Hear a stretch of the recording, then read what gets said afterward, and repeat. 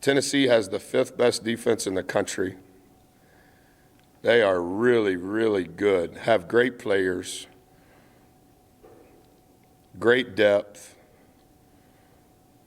can beat you from the perimeter and inside, run really, really good offense, particularly on the weak side, that keep you stressed. They're shooting 27 threes a game. A lot of that is catch, shoot shots when you screw up, the actions that they run offensively. And then they're excellent on the glass. Not quite as fast as South Carolina or Arkansas or Kentucky, but in that range, particularly when they play both point guards at the same time.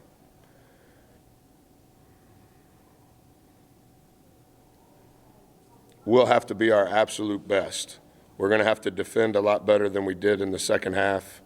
We'll have to finish the possession with the rebound at a much higher clip than we did on Saturday. Questions? Is there a common theme these last 4 games that you looked at? Defensively, we've just decayed a little bit. Saturday in the second half, we were not quick out of our rotations. We gave up way too many uncontested threes, and then we just got beat on the glass. 38% of the time they got it that they missed, they got a second chance.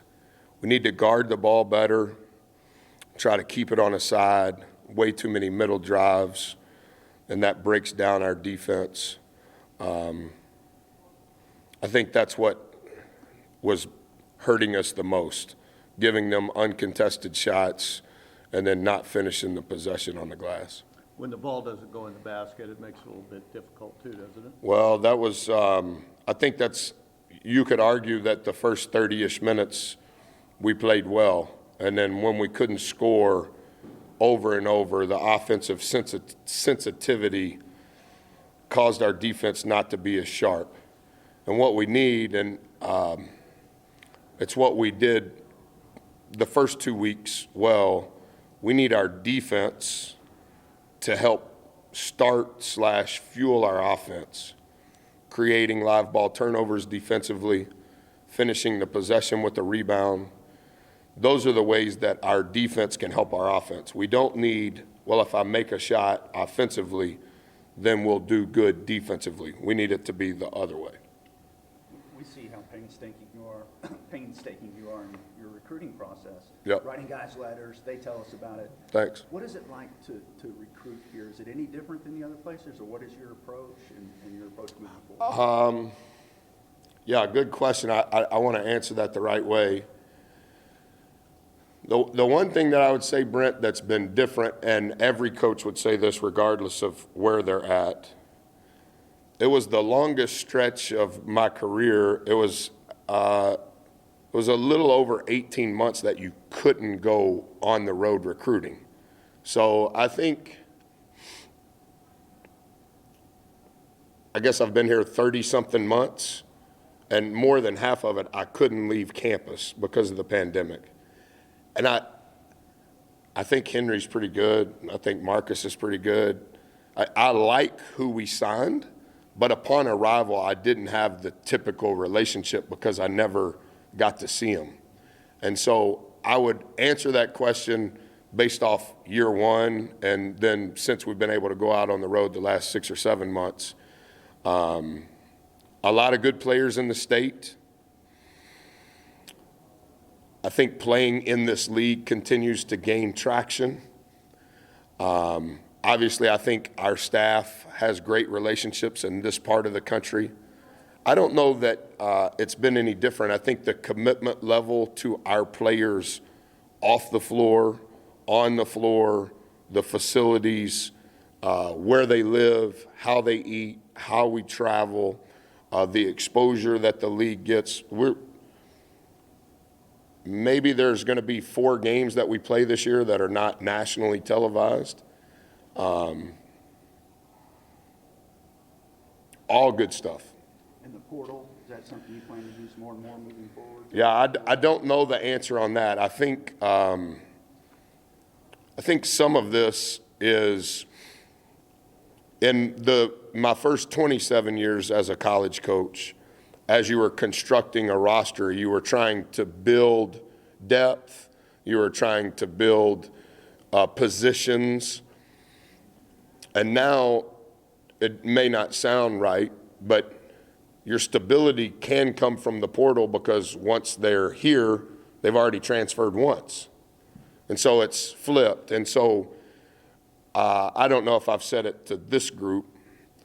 When we knew the rule was going to be in place for the first year now, I thought it would be best if of the group of kids that went in the portal, can we get the best players we can get that fit what we need, but also that are young?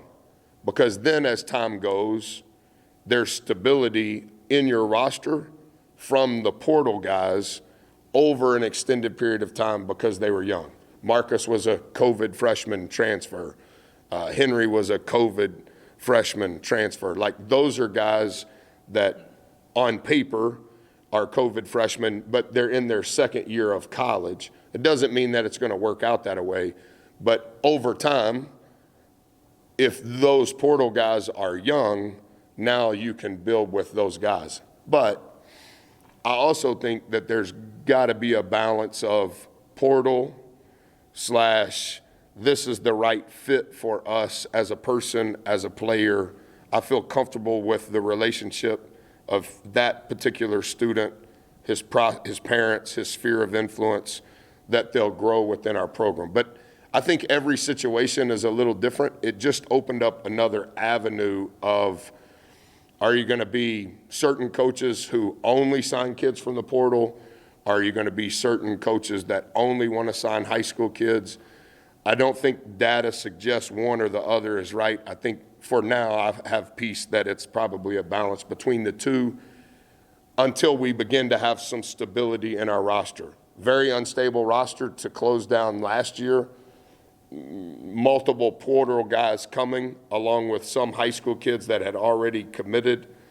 And then the same thing with Eric Pratt, the junior college kid. He got an extra year, so that was one of my thoughts going into this year. Any kid that was in junior college last year, he got an extra year of eligibility just like every other Division I student. So Eric will have 3 years of eligibility. Solomon Washington, I think, is a really good player. He's a high school player. How many will we sign in the portal? It probably depends on how many scholarships we have available once we get to that point. When did you first, in your career, did you first start seeing the value in tracking ATOs, and what is the value that y'all can take from that?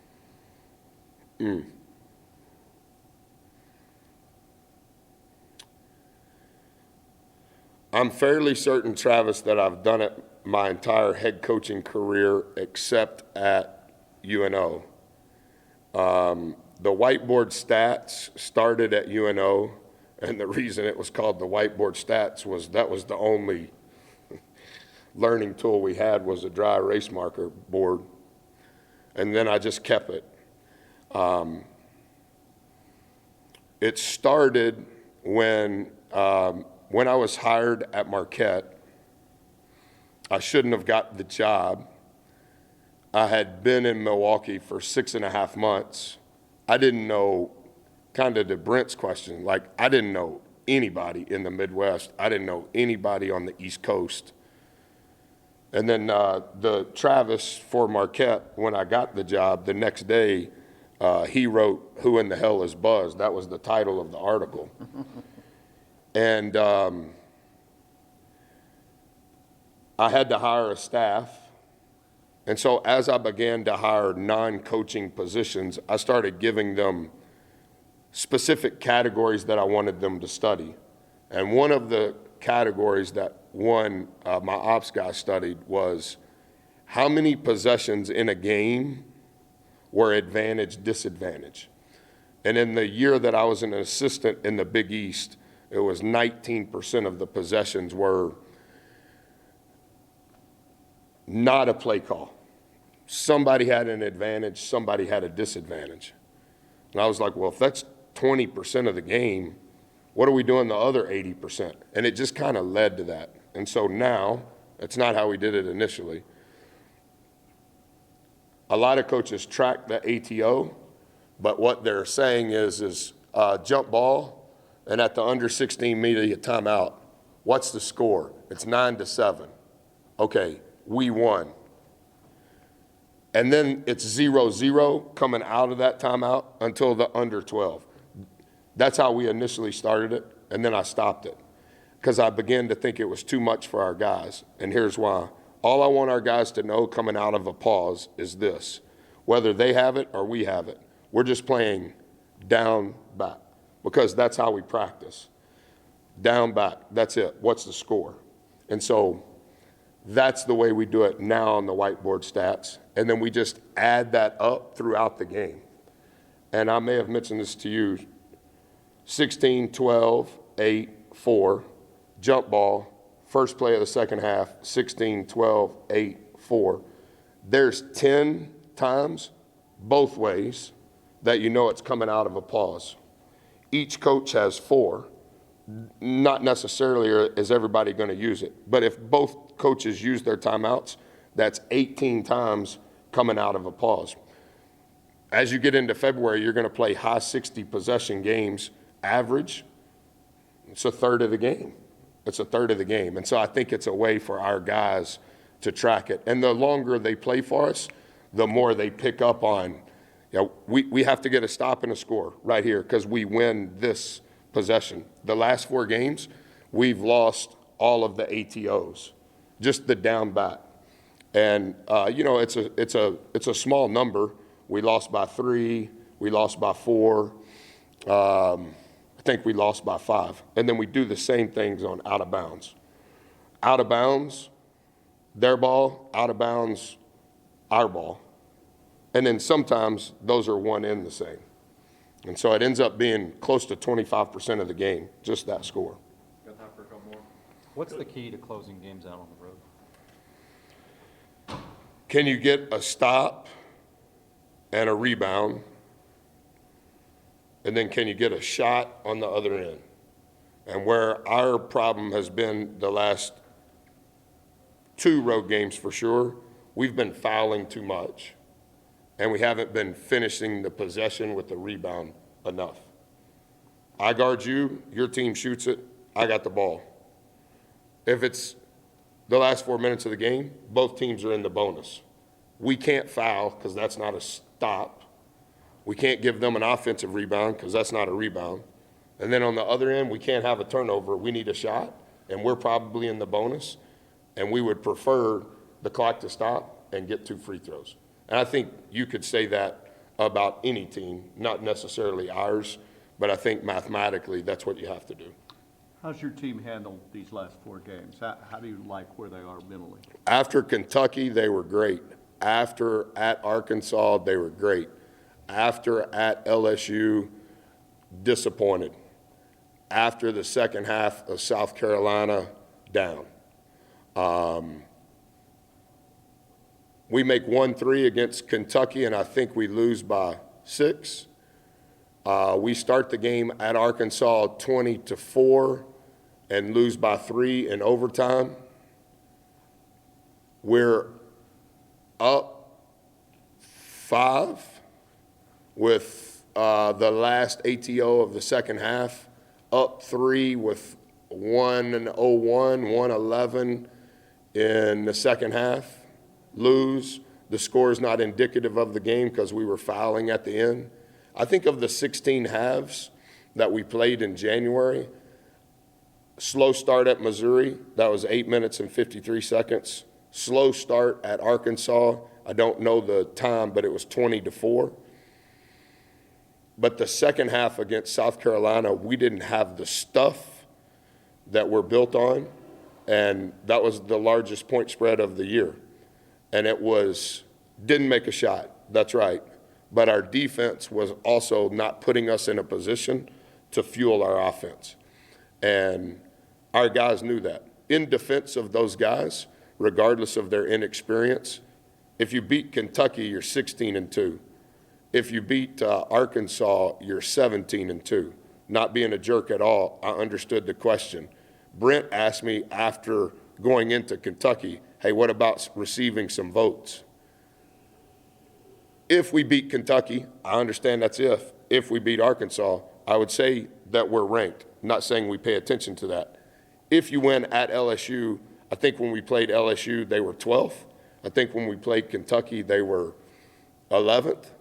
But that's how invisible the line is in closing a game out, in making a shot, in finishing the possession with the rebound, in not fouling. We're fouling too much and giving too many points away when the clock's not running. But that's how thin the line is. That you're 15-2, yep, now you're 15-6. And you're going to play the number 5 defense in the country, and they'll have a sold-out crowd in an incredible place. And they're 5-3, and we're 4-4. And that's how thin the line is. We were 4-3 playing at home after a very difficult 3-game stretch, have a chance to go 5-3, South Carolina to go 3-5. We lose 4-4, 4-4. Win tomorrow, you're 5-4, Tennessee's 5-4. That's just every week there begins to be separation. And as a coach, you can talk about as much coaching cliches as you want, or if I need to talk to the fans, I know how to have that language as well. But it is a thin line. Thanks, Coach. Yep. Thank you. Yep. Thank you, guys.